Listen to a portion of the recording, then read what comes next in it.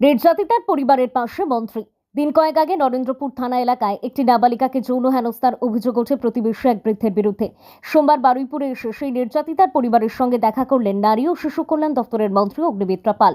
পাশাপাশি বারুইপুর পুলিশ জেলার সুপারের দপ্তরে পুলিশের সঙ্গে বৈঠক করেন তিনি। ওই ঘটনায় এখনো অপরাধী ধরা পড়েনি।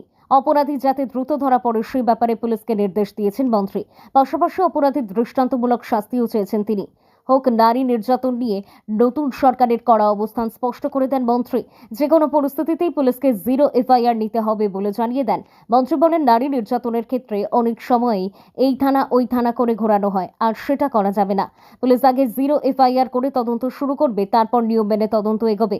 নারী নির্যাতনের ক্ষেত্রে নির্যাতিতার প্রতি প্রশাসনকে সংবেদনশীল হতে হবে বলেও জানান তিনি। নাবালিকা নির্যাতনের ক্ষেত্রে মায়েদের আরও সতর্ক থাকতে হবে বলে জানান মন্ত্রী। এক্ষেত্রে মায়েদের প্রশিক্ষণের ব্যাপারেও সরকার উদ্যোগী হবে বলে জানিয়েছেন তিনি। পুলিশ জানিয়েছে, নরেন্দ্রপুরে ঘটনাটির তদন্ত চলছে, অপরাধীকে দ্রুত গ্রেপ্তার করা হবে। অন্যদিকে এদিন ডিএ নিয়ে মুখ খুলেছেন মন্ত্রী।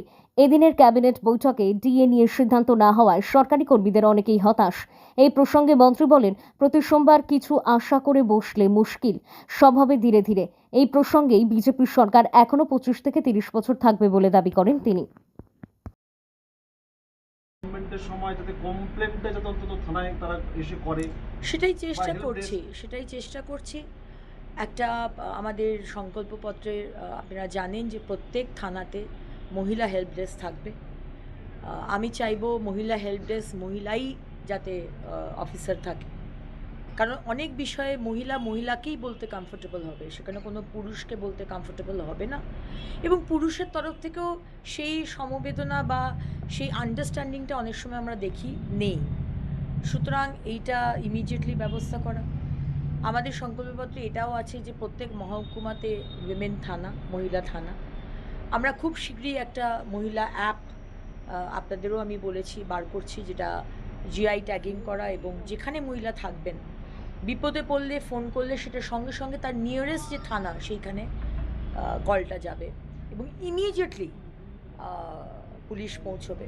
তাছাড়া দেখুন, রাস্তায় লাইট নেই, তো সেই লাইটগুলো ঠিক করা, পুলিশ পেট্রোলিং করা, এই বিষয়গুলো আছে। সব তো একদিনে হবে না, ধীরে ধীরে হবে। কিন্তু অন্তত আমি মহিলা শিশু কল্যাণ মন্ত্রী হিসেবে আমি সবসময়তেই বলি যে আমরা প্রায়ই দেখে এসেছি যে মহিলা এই পোশাক পরেছে কেন, তার জন্য হয়েছে। মহিলা এইভাবে এইটা খেয়েছে কেন, তার জন্য হয়েছে। সুতরাং দেখুন, এই মরাল পুলিশিংটা আমার মনে হয় বন্ধ হওয়া দরকার। মহিলা নিজের মতো করে বাঁচবে, নিজের মতো করে পোশাক পরবে, নিজের মতো করে বেরোবে। রেসপন্সিবিলিটি অফকোর্স তার, সে জানে তাকে কিভাবে ক্যারি করতে হয়। তাকে সুরক্ষা দেওয়ার দায়িত্ব রাজ্য সরকারের, আমাদের।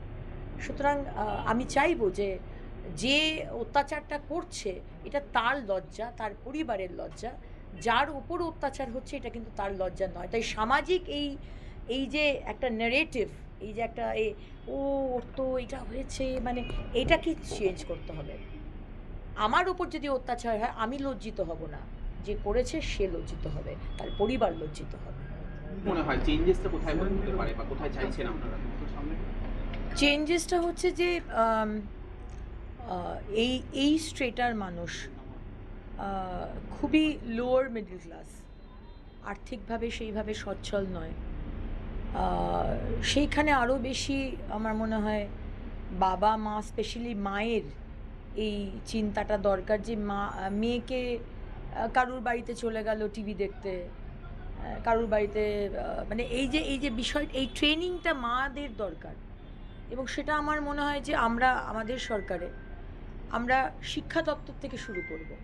পড়াশুনো তো আছেই, কিন্তু এই যে বিষয়গুলো, এগুলো কিন্তু মা বাবাকেও ট্রেনিং করতে হবে, জানতে হবে যে সামাজিক যে ঘুরে বেড়াচ্ছে এইসব নেকড়ে বাগড়া যে কোনো সময় হামলা করতে পারে, এটা কিন্তু একটা ট্রেনিংয়ের দরকার বা একটা কাউন্সেলিংয়ের দরকার।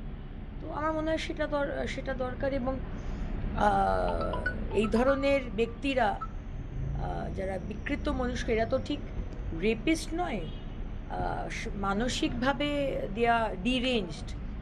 তো মানে খুব ভালো রকম স্ট্রিক্ট থেকে স্ট্রিক্টেস্ট পানিশমেন্ট দেওয়া, যাতে সমাজেও একটা মেসেজ যায় যে এই রকমও হতে পারে।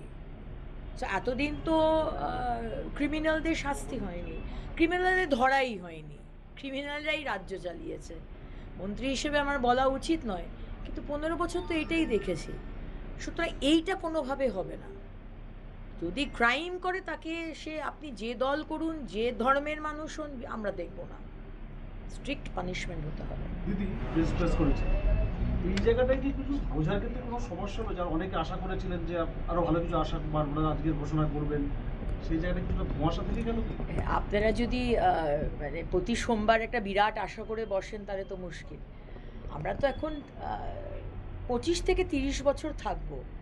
আমরা এত তাড়াতাড়ি আমরা যাবার নয়, কারণ আমরা এমন কাজ করব আপনারা আমাদেরকে ছাড়া বাঁচতে পারবেন না। সুতরাং সব হবে, রয়ে সয়ে হবে। প্রত্যেক সোমবার বা প্রত্যেক 15 দিনে আমাদের ক্যাবিনেট মিটিং হবে। মাননীয় মুখ্যমন্ত্রী অত্যন্ত ডাইনামিক একজন মুখ্যমন্ত্রী, এই জন্য he is a team leader. সুতরাং কোনো আজকে আপনার আশা মতো হয়তো কিছু আপনি শুনতে পাননি, কোনো মন খারাপের বিষয় নেই।